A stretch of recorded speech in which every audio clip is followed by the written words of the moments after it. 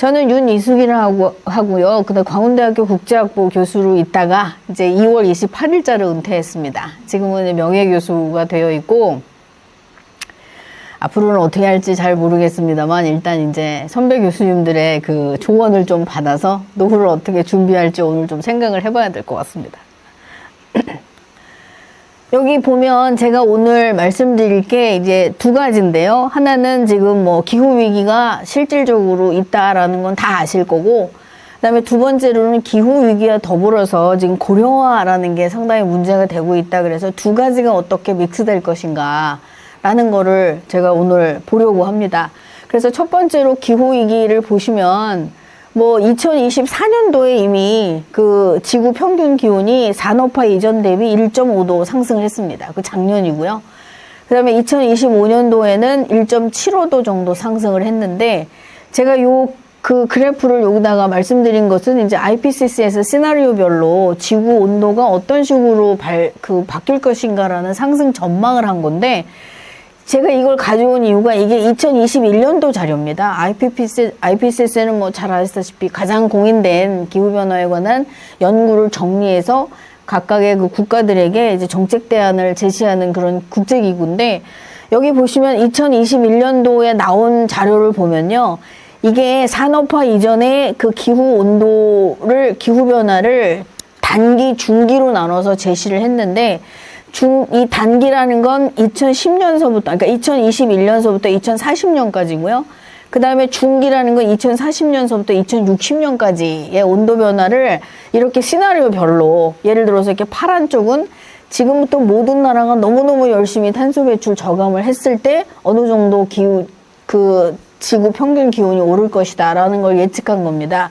그런데 이걸 보면 2024년도에 이게 2021년도 자료인데 2024년도에는 예측치가 1.4도 정도라고 IPCC가 봤는데 실제로는 1.5도가 올랐다는 거죠. 그러니까 이게 이 SSP라는 것은 사회 구조 변화까지도 반영해서 만든 가장 발달된 모델입니다. 그 기후변화 분석 모델인데 그 모델로 분석했을 때도 예측치가 맞지 않을 정도로 지금 기후변화가 가속화되고 있다라고 볼 수 있습니다. 그래서 2024년도에 1.5도가 상승했다라는 것은 이게 뭐 큰 문제가 아니라고 보실 수가 있는데 실제로 1.5도가 상승한다는 건 지구의 그 평균 기온이 어떤 기후 재난이라든지 기후 재앙을 가속화시키는 그 임계점을 말하는 거거든요. 그래서 1.5도가 올랐다라고 보면 그 이후에는 기상이변이 어떻게 될지 예측하기 어려운 상태로 들어갔다라는 것을 의미한다고 합니다.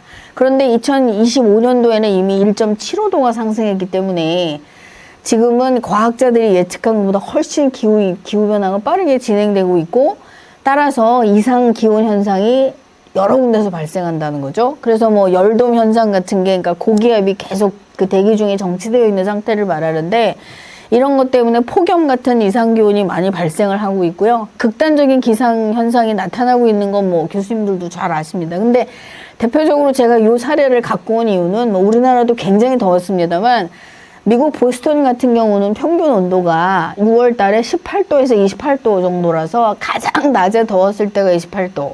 그 다음에 저녁 때는 14도, 15도로 굉장히 선선해서 하버드 대학 도서관에 가보시면 에어컨이 없습니다. 이 실링 팬이 있었고요. 지금은 잘 모르겠습니다만 제가 90년대하고 2007년까지 미국에서 교수할 때 보면 MIT 같은 데도 실제로 에어컨이 많지 않고 학생들이 사는 기숙사는 에어컨이 없는 상태. 근데 그럼에도 불구하고 문제가 없었는데 2025년도에 보스턴의 6월 날씨가 39도였어요. 그러니까 그 정도로 지금 기후 문제가 물론 이게 늘 발생하거나 뭐 이래서 우리가 뭐 좀 이게 매일매일 너무 괴롭다라는 상태가 아니기 때문에 넘어가는 거지 실제로 이게 이미 임계점 1.5도라는 그 상승폭이 이미 넘었기 때문에 앞으로 오는 기상이변은 과학자들이 예측하는 것보다 훨씬 그 범위와 빈도가 클 것이다라고 생각을 할 수가 있다는 거죠. 그래서 올해도 뭐 한국의 날씨가 어마어마하게 더울 것이다라는 예측이 벌써 나오고 있습니다. 그 다음에 이게 기상이변은 사회구조적인 위기를 확대시키는데 이 사회구조적 위기는 뭐 잘 아시죠? 뭐 공급망에 차질이 생긴다든지 아니면 뭐 어떤 경제적인 사회적인 불평등이 심화된다든지라는 건데 가장 취약한 계층이 고령층입니다. 지금까지는요. 그래서 왜냐하면 신체적인 문제도 있고 경제 문제도 있고 여러 가지 문제가 있어서 고령층이 가장 취약할 수밖에 없다. 그래서 기후 위기는 고령층에게는 상당히 큰 위협이다라고 볼 수 있습니다. 그런데 이제 그 고령화와 더불어서 지금 전 세계가 맞이하고 있는 메가 트렌드가 고령화인데요. 이 고령화라는 건 인구의 그 일시적인 구조 변동이 아니고 전 지구적 현상입니다. 그래서 사회, 경제, 문화 전반에 엄청난 영향을 미치는 거고 지금 현재 불가역적으로 진행되고 있는 것이라서 이건 뭐 그냥 메가 트렌드 현상이다라고 봐야 되고요. 따라서 이렇게 고령화가 진행이 되고 기후위기가 같이 진행이 되면서 엄청난 사상자가 발생하는 상황이 지금 벌써 생기고 있다는 거죠. 그래서 여기 보면 이제 제가 지금 관심을 갖고 본 게 그러면 만약에 고령층이 많다 그러면 이분들의 경제 활동이 상당 부분 제한되기 때문에 탄소 배출은 줄지 않을까라고 저는 생각을 했는데 뜻밖의 그렇지 않습니다.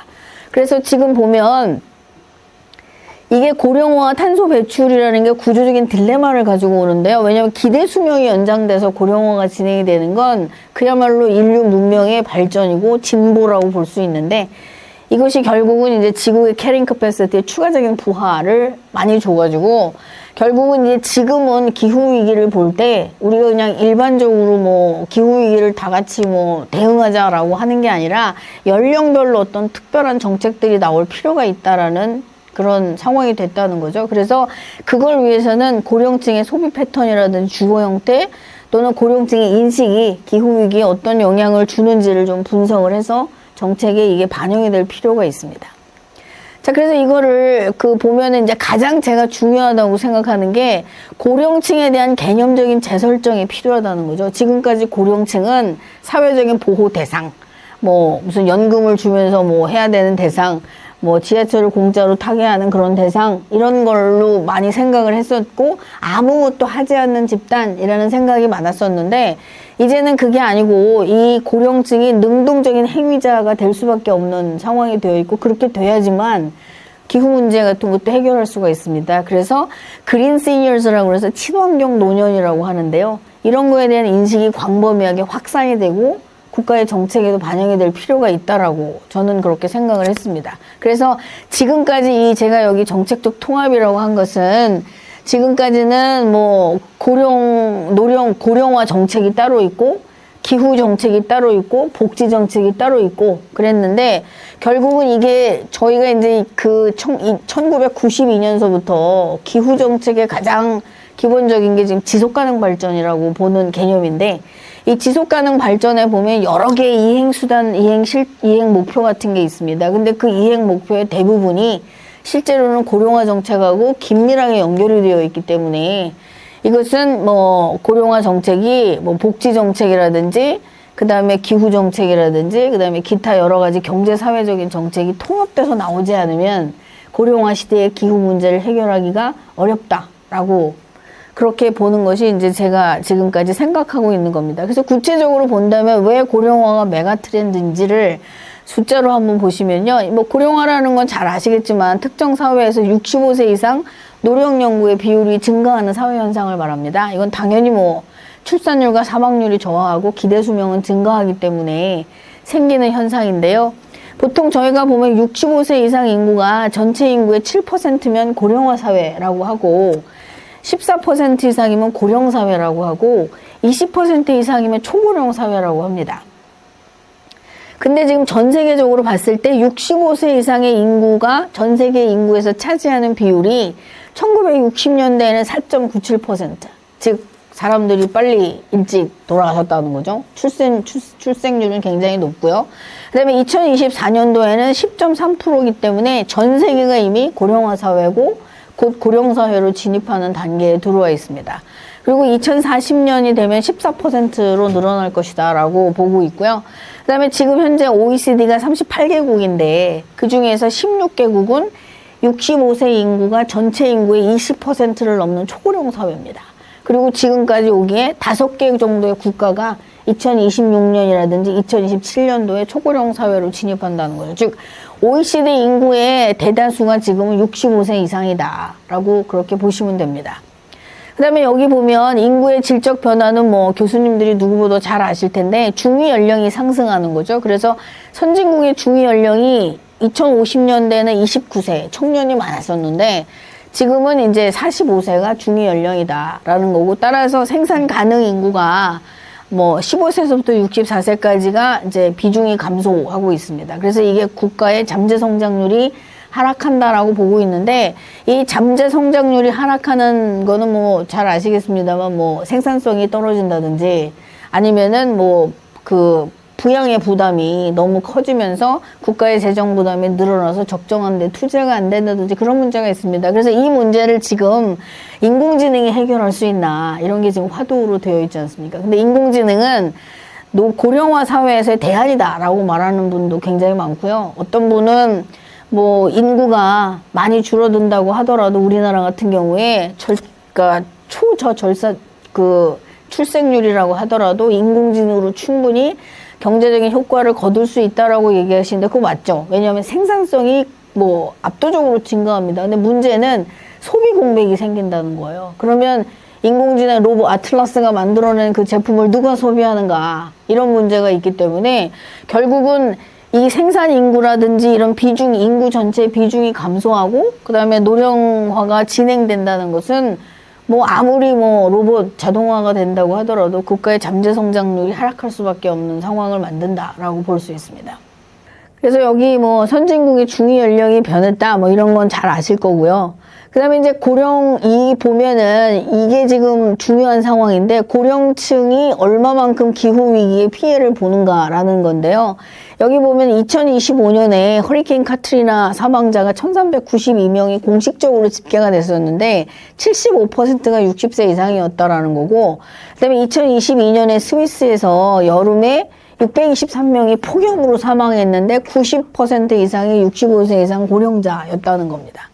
그 다음에 여기 보면 노화로 인한 신체 기능이 당연히 뭐 약화되고 만성 질환자들이 많기 때문에 폭염에 따른 호흡기나 심혈관 질환이 증가하고 있어서 지난 20년간 전 세계에서 65세 이상 고령층의 더위 관련 사망률이 54% 증가했습니다. 물론 이 더위 관련 사망률이 증가하는 지역이 있습니다. 남유럽이라든지 뭐 아니면은 무슨 뭐 그러니까 동남아시아 같은 데고요. 한국 같은 경우는 이 고령층 사망률이 30%가 65세 이상인데 한국은 그 온열 질환자에 의한 고령층 사망이 30명 정도로 굉장히 적습니다. 근데 그 이유는 한국에서 굉장히 많은 정책을 하고 있잖아요. 예를 들어서 뭐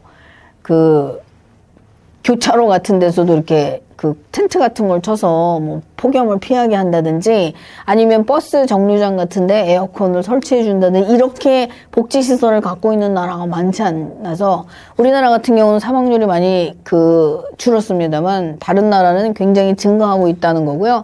그 다음에 2023년도 기준해서 전 세계적으로 65세 이상 고온 관련 사망자가 90년 평균 대비, 즉 90년은 이제 기후위기가 시작되기 직전, 산업화, 그러니까 기후위기가 실질적으로 지구의 평균 온도가 높아지기 전에 대비해서 167% 증가했고, 연평균 54만 명 정도가 사망한다고 합니다. 근데 여기서 재밌는 게요, 아프리카라든지 또는 중동이 굉장히 더운데, 거기 사망률은 이렇게 높지 않아요. 왜냐하면 아직도 중위 연령이 굉장히 커서 청년층 인구가 많기 때문에 그렇습니다. 그래서 주로 남유럽이라든지 아시아, 호주, 미국 같은 데서 사망률이 늘어나고 있다고 볼 수 있습니다.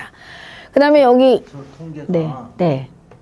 65세나 60세보다는 네. 70세나 75세로 이렇게 하면 더 유용한 통계가 될 수 있어요. 그럴 수 있는데 지금 이제 랜셋이라든지 뭐 이런 의학 저널이라든지 모든 그 UN 연구 같은 게 65세를 기준으로 모든 게 나온다는 거죠. 예, 왜냐하면 65세가 고령 기준이기 때문에. 그런데 만약에 그 고령 나이가 70세로 올라간다 그러면 아마 사망률은 훨씬 더 증가하지 않을까라고 생각을 하고 있습니다. 그 다음에 영국에서는 이제 예측치가 나왔는데요. 2050년까지 고령화가 진행되면서 고령 사망률이 257% 정도 증가할 거라는 실증 연구가 있고, 한국도 마찬가지입니다. 한국도 우리나라에서 연구한 걸 보면 기온 상승에 따른 사망률이 과거 대비 6배 정도 증가할 것이다 라는 예측이 나오고 있습니다. 그 다음에 이것도 그 랜셋이라고 의학 저널에서 나온 건데요. 그 지구 기온이 2도 정도 상승하게 되면 41년에서 60년 사이에 65세 이상 고령자의 사망률이 370% 증가할 것이다라고 보는데, 왜 41년에서 2060년을 보고 있냐면 요게 그 탄소 배출 농축 때문에 그렇습니다. 그래서 왜 물을 끓일 때 냄비에다 물을 보면 한동안 물이 끓지 않고 시간이 걸리는 것처럼 지금 계속 농축이 이루어지고 있는 상황이라서 그러니까 어떤 그 지구 온난화로 인한 정말 즉각적인 기상 이변이 정말 심각하게 나타나는 해가 2041년 정도라고 보고, 지금 이제 탄소 배출이나 이런 거를 전 세계적으로 노력하지 않을 경우에는 예측할 수 없는 상황이 벌어진다. 15년 후에 이렇게 보고 있는 겁니다. 그 다음에 여기 보면 이게 이제 되게 제가 보면서 이게 좀 독특하다고 생각했는데요. 고령화와 탄소 배출의 상관관계에 대해서는 굉장히 상충하는 연구 결과가 나옵니다. 그러니까 많은 연구가 고령층이 증가하면 탄소 배출이 증가한다 라고 실증 연구가 나와 있고요. 반면에 또 굉장히 많은 연구가 고령층이 증가하면 탄소 배출이 감소한다라고 돼 있어요. 이게 이제 저는 통계를 갖고 논문을 쓰지 않아서 잘 모르겠습니다만 이게 사실 통계 연구가 갖고 있는 문제가 아닌가 싶은데, 어떤 변수를 가지고 어떤 거를 컨트롤하느냐에 따라서 굉장히 다른 결과가 나온다는 거죠. 그래서 어쨌든 굉장히 많은 그 연구가 보면은 증가도 있고 감소도 있는데, 증가에 대한 논의가 더 많긴 합니다. 그럼에도 불구하고 어쨌든 똑같은 조건으로 감소한다라는 연구 결과도 많이 있어서, 어쨌든 고령층이 증가하게 되면은 주거 효율성이 저하되면서 에너지 효율이 떨어진다라는 건 팩트인 것 같는데, 그 이유는 가족들이 많이 나갔는데도 불구하고 혼자서 넓은 집에 산다든지, 그 다음에 이제 노후주택이 에너지 효율이 떨어진다는 문제가 있습니다. 그래서 실버타운이라든지 이렇게 노인 전용 시설들은 계속 개보수를 통해서 에너지 효율을 높이는데, 건물에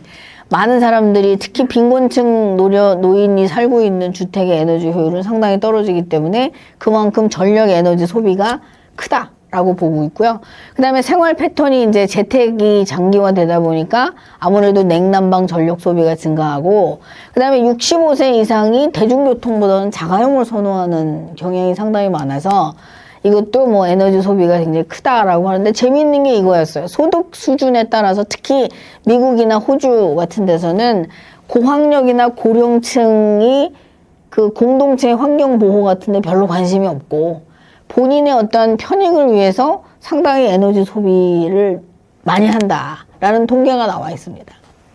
그 다음에 의료분야의 배출이 당연히 증가하고 있고요. 그 다음에 재정 부담이 정부의 재정 부담 때문에 탄소 배출에 대한 투자가 좀 줄어든다. 그리고 특히 고령층이 탄소세라든지 석탄세라든지 화석연료세라든지 이런 거에 대한 관심이 상대적으로 적다라고 볼 수 있고요.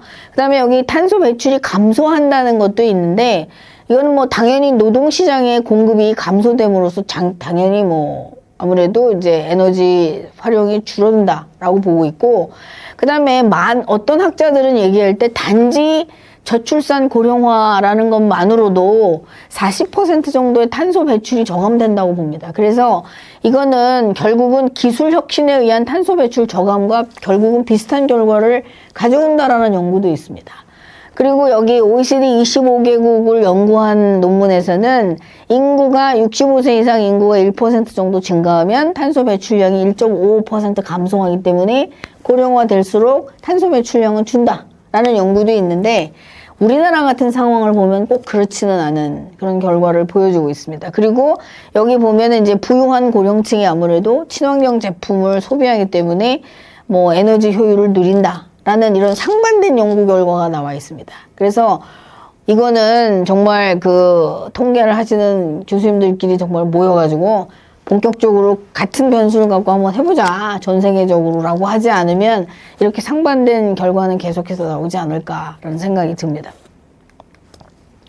그 다음에 여기 고령층의 이제 기후위기 인식이 저는 굉장히 중요하다고 봤습니다. 왜냐하면 고령층의 환경인식을 결정하는 내재적인 동기 같은 게 이 세 가지 정도의 어떤 퍼셉션 같은 걸로 설명될 수 있다고 보는데, 우선 이 생산성 이론이라는 걸 주장하는 학자들은 노령층이 아무래도 이타적인 성향이 굉장히 크고, 따라서 미래 세대에 좋은 환경을 물려주겠다라는 의지도 굉장히 강하다라고 보고 있습니다. 그래서 미래를 위한 아이디어도 창출하고 그다음에 여기 고령층이 증가하면 이런 생각을 갖고 있는 고령층이 증가하면 집합적으로 국가사회 전반에 환경보호에 대한 담론이 형성되고 환경에 대한 투자가 만들어질 것이다 라고 보는 심리학자들도 있고요. 반면에 사회 정서적 선택성 이론을 주장하는 분들은 노령층은 남은 시간이 제한적이기 때문에 결국은 그 현재 정서적인 만족이 중요하지 미래를 위한 투자 같은 거에는 관심이 없다라고 보고 있어요. 그래서 특히 이 기후 정책은 혜택이 불확실하고 미래 세대에 혜택을 주는 거고 그다음에 장기적으로 막대한 투자가 들어가는 거기 때문에 이분들이 찬성하지 않고요. 그다음에 재미있는 게 지금까지 이 고령층이 지내왔던 자본주의 경제 체제, 즉 뭐 어쨌든 사유재산을 존중한다든지 뭐 개인의 어떤 권리가 중요하다든지 이런 거에 대비해서 이 혁신적인 환경 보호나 사회 운동 같은 경우는 상당히 그 자본주의 원칙이나 이런 거를 좀 저해하지 않나. 그래서 부정적인 생각을 갖고 있다는 거죠. 그다음에 이 고령 인구 그래서 어떤 이제 학자가 많은 그 케이스를 갖고 연구를 해봤더니 역시 고령층이 1%가 증가하면 그 파리 협정의 NDC, 그러니까 국가들이 각각 기여하는 탄소 배출량이 2%가 증가하더라. 즉 고령층이 환경 보호 문제에 대해서 관심도 없고 그다음에 자기 이익을 위해서 행동하는 그러니까 이기주의적인 성향을 갖고 있기 때문에 기후 변화 문제에 결코 도움이 되지 않는 그 인구 집단이다라고 보는 입장도 있습니다. 그런데 이제 대부분 사실은 이런 이론으로 생각할 수도 있지만 많은 경우에는 저희들도 보통 보면 저희가 항상 이제 교수님들도 보시면 내가 젊었을 때는 하늘이 파랬다 뭐 이런 얘기 많이 하시잖아요. 그 다음에 뭐 자연도 굉장히 푸르렀다, 물도 깨끗했고 그냥 마셨다 이런 얘기를 많이 하셨는데 많은 나라에서 사실은 많은 고령층이 이런 기억을 갖고 있다는 거예요. 그래서 이분들이 본인들이 살아왔던 깨끗한 환경 같은 거에 대한 관심이 많아서 이거를 후손에게 물려준다 또는 자연을 보호한다라는 어떤 의도적인 뭐 사회 정서적 선택성 이론, 이타주의 뭐 이기주의 이런 거 없이 그냥 동기 없이 그냥 환경 보호를 위해서 많이 노력하는 경향도 있다라고 보는 거예요. 따라서 이거는 사실은 어떤 게 맞는다라는 거는 아니고 이 노령층이 이 세 가지 성향을 다 사람별로 보여준다고 생각합니다. 따라서 중요한 거는 이 뭐 고령화 시대다 그러면 노령층을 위한 정책은 이거다라고 나올 수 없다는 거죠. 이렇게 생각하는 분들한테는 그런 기회를 줘야 되고 사회 정서적 선택성 이론을 하시는 분들한테는 뭐 제한된 어떤 그 남은 시간이 제한적이지만 어떤 의미 있는 일을 해야 된다든지라는 사회적인 캠페인 같은 게 나와야 되는 거죠. 그 다음에 많은 분들이 이게 의도적인 동기가 없이 환경보호 활동을 자발적으로 하고 있는데 그런 것들은 지역사회 커뮤니티 같은 활동을 통해서 이거를 활성화할 필요가 있다는 겁니다. 그래서 즉 고령화 시대의 기후위기 정책은 의도적으로 디자인이 돼야 된다는 거예요. 그렇지 않으면 고령층이 그냥 기후위기의 피해자 정도로 남지 결국은 이 어떤 기후 문제를 해결하는 능동적인 행위자가 되기가 어렵다라고 보는 겁니다. 그런데 아직까지는 이런 고령층을 이러이러한 생각을 가지고 있다라는 걸 분석하고 거기에 맞는 어떤 정책이나 이런 게 개발되고 있지 않은 것. 이게 이제 저는 앞으로 해야 될 문제다라고 보는 겁니다. 그래서 여기 보면은 이제 고령화 시대의 공동정책은 굉장히 중요한데 이렇게 여러 가지 환경에 대해서 다른 의견을 갖고 있는 분들이 문제는 뭐냐면 투표 참여율이 굉장히 높다는 거예요. 우리나라도 65세 이상 투표 참여율이 굉장히 높은데 따라서 이런 분들의 높은 투표 참여도가 결국은 국가 정책에 영향을 미친다는 거죠. 그래서 뭐 친환경 재생에너지 정책을 쓰냐 원전을 쓰냐 이런 거에 대한 굉장히 큰 영향을 미치기 때문에 고령층을 그대로 방치하면 안 된다는 겁니다. 특히 20%나 되기 때문에 우리나라 지금 21%죠. 그래서 이런 분들을 어떤 그 전략적인 파트너로 저희 국가에서 좀 어떤 생각을 가지고 이분들하고 같이 기후위기 대응 정책이나 기후위기 실천 방안을 마련해야 된다라는 게 이제 저는 지금 가장 중요한 거라고 생각을 합니다. 그래서 여기 보시면 기후위기 시대 능동적인 행위자로서의 고령층을 어떻게 만들 것인가 라는 게 이제 제가 가장 관심을 가지고 있는 건데요. 사실은 인류 사회에서 굉장히 중요한 제도적인 변천이나 사회운동은 인구 구조의 변화에 따라서 질적인 진화를 계속 해갖고 왔는데 이게 지금 현대의 환경운동은요. 역사상 가장 대규모로 일어날 수 있는 사회운동입니다. 일어나야 되고요. 따라서 이런 환경운동에 고령화라는 인구 통계학적인 특성을 기회 요인으로 활용할 수 있도록 그런 그 방법을 찾아야 된다는 거죠. 따라서 지금까지 연령주의 같은 거를 고령층은 그냥 우선 보호 대상으로 그냥 뭉뚱그려서 하고 소득이 높은 고령층은 열외 뭐 이런 식으로 단순하게 정책을 가져갔다면 지금은 고령층을 잠재적인 문제 해결자이자 이게 미완의 정치적 자산으로 봐야 되고 그다음에 이 환경 보호의 어떤 큰 물줄기를 그 이끌어가는 그런 인구 구조로 봐야 된다라고 저는 생각을 합니다.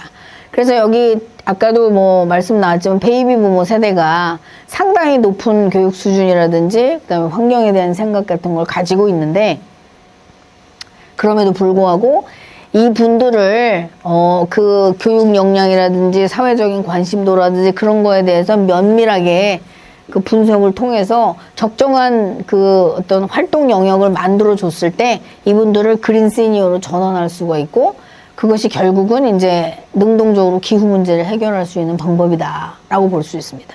그런데 실질 네.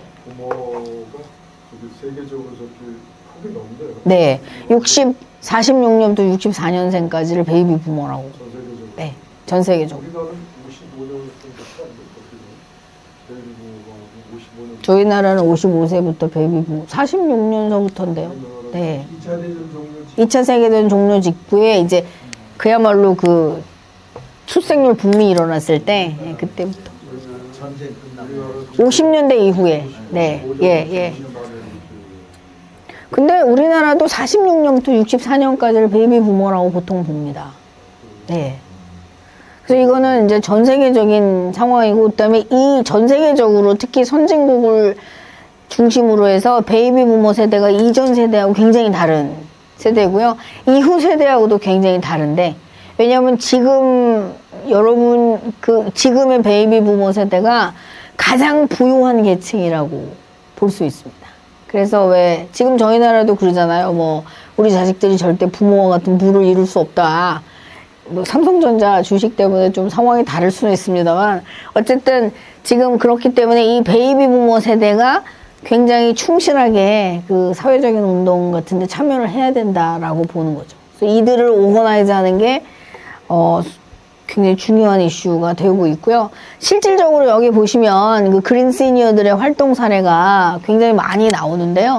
여기 그 스위스 기후고령 여성협회 같은 데를 보면 65세 이상의 고령 여성으로 구성되어 있는데 이분들은 기후위기가 고령 여성에게 굉장히 치명적인 영향을 주기 때문에 국가가 기후위기를 관리하지 않는 것은 국가의 책무를 방기하는 것이고 이거는 결국은 고령 여성들의 인권을 탄압하는 것이다라고 생각을 해서 여기 UN 인권재판소에 제소했어요. 스위스 정부를 이겼습니다. 그래서 이 인권재판소에서 저희 스위스 정부가 기후위기가 고령 여성에게 미치는 영향에 대해서 충분한 정책을 마련하지 않았다라고 2024년도에 승소 판결을 했죠. 여기서. 그래서 굉장히 센세이셔널했던 상황이고요.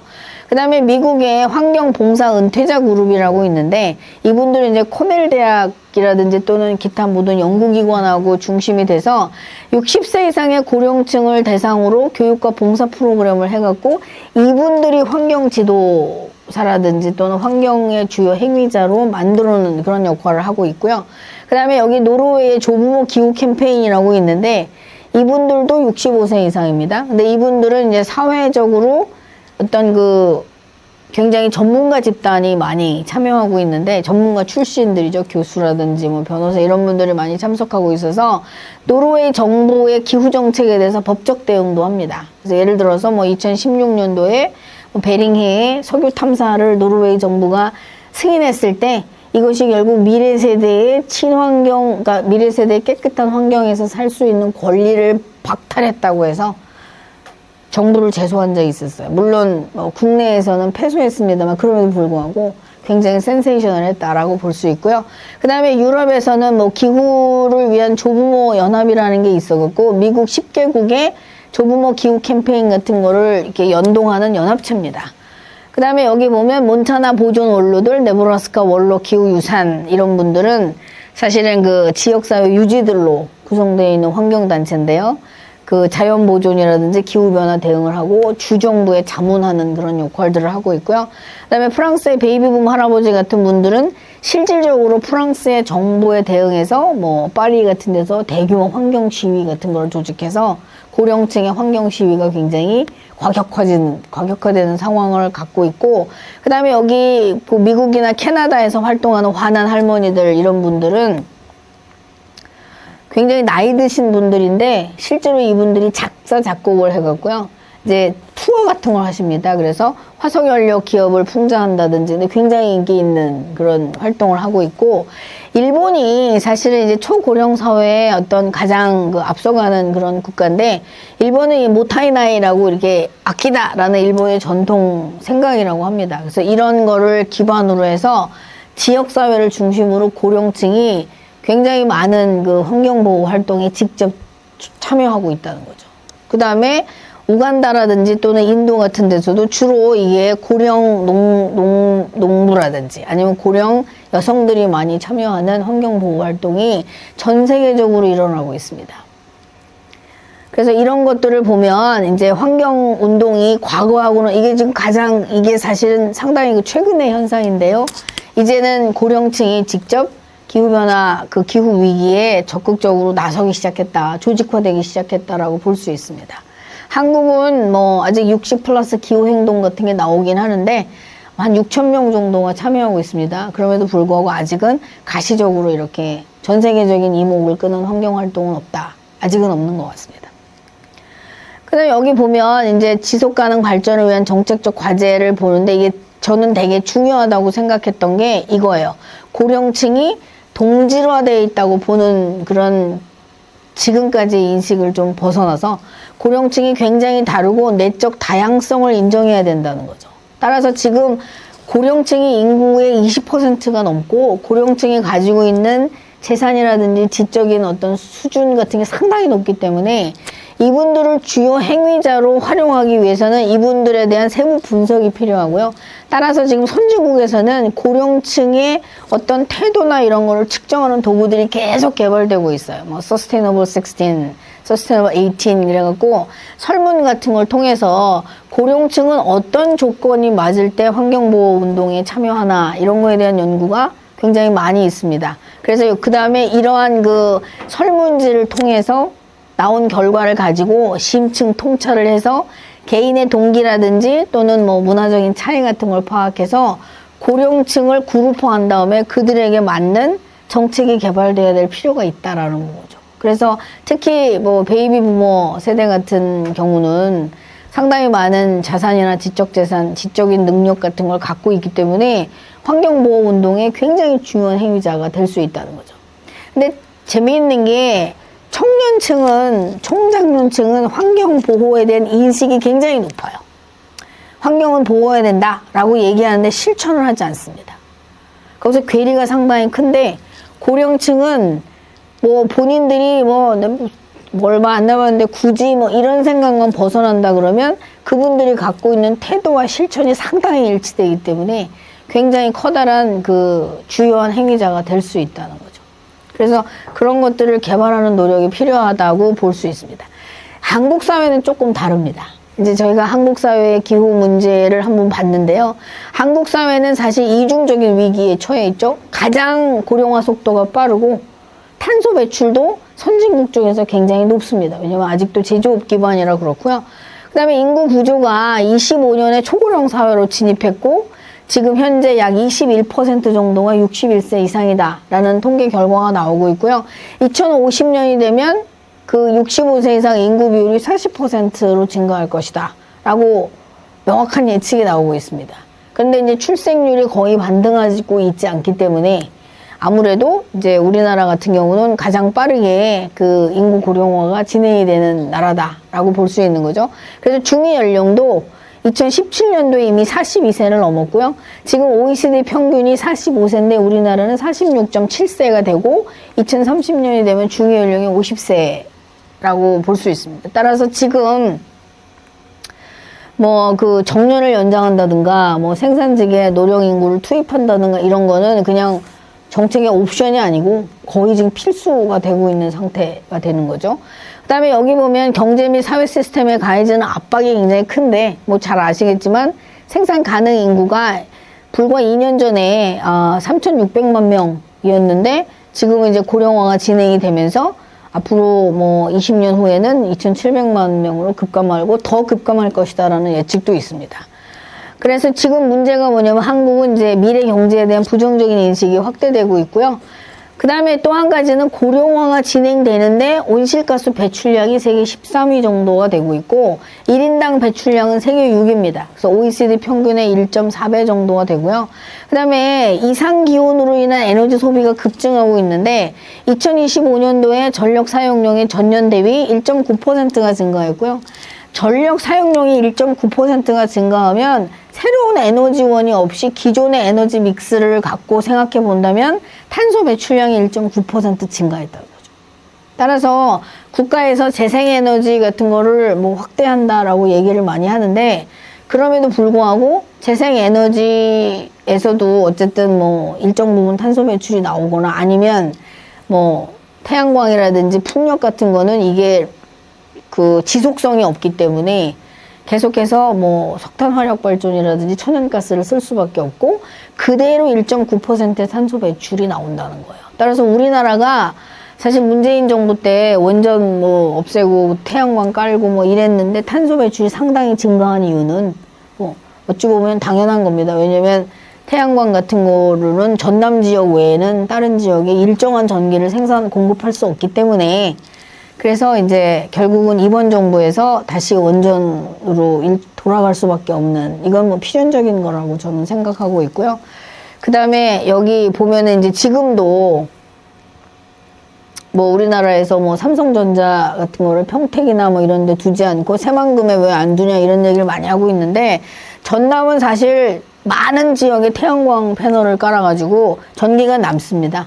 재생에너지가 생산이 많이 되고 있어서 전남 지역에 소비되는 전기보다 훨씬 많은 걸 생산하는데 문제는 뭐냐면 이제 그래서 그분들 얘기는 그럼 여기가 이렇게 전기가 많은데 공장을 새만금으로 옮겨라. 그러면 평택까지 굳이 와이어를 통해서 전기를 송전하지 않아도 되지 않냐라고 얘기하는데 반도체 기업은 그렇게 그걸 할 수가 없는 것이 이게 신재생에너지, 재생에너지 같은 경우는 해가 안 뜨면 뭐 태양광 발전이 안 되고 바람이 안 불면 풍력이 안 나오기 때문에 지속적으로 일정한 양의 전기가 송전되려면 ESS 시스템, 그러니까 에너지 저장 장치, 배터리가 발달돼야 되는데 아직 그 정도 수준은 아니라는 거죠. 따라서 일정하게 전기가 안정적으로 흐르는 그런 흘러야 되는 반도체 기업은 뭐 아무리 태양광 발전이 많다고 해도 전남이나 이런 쪽으로 이전하기가 사실상 불가능합니다.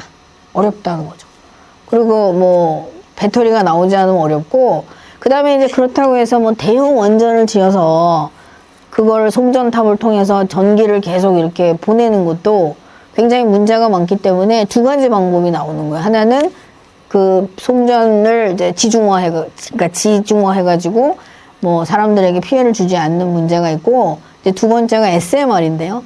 SMR 같은 경우는 아직 상용화 단계에 들어와 있지 않기 때문에 아직은 계속 이제 발전되고 뭐 발전 중이다라고 얘기하는데 우리나라 같은 경우가 가장 빠르게 SMR을 상용화할 수 있는 그런 기반을 갖추고 있어서 아마 평택이라든지 이런 데서 공장이 완성되는 단계쯤 되면 SMR이 들어갈 수 있지 않을까 정도로 생각하고 있습니다.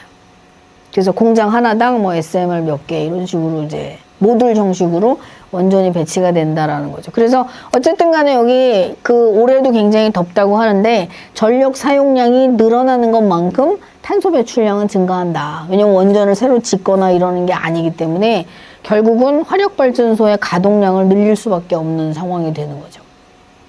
그래서 탄소 배출이 증가하고 그다음에 이제 근데 한국 사회는 다른 나라하고 다른 고령화의 특수성이 있습니다. 이게 굉장히 골치 아픈 문제인데요.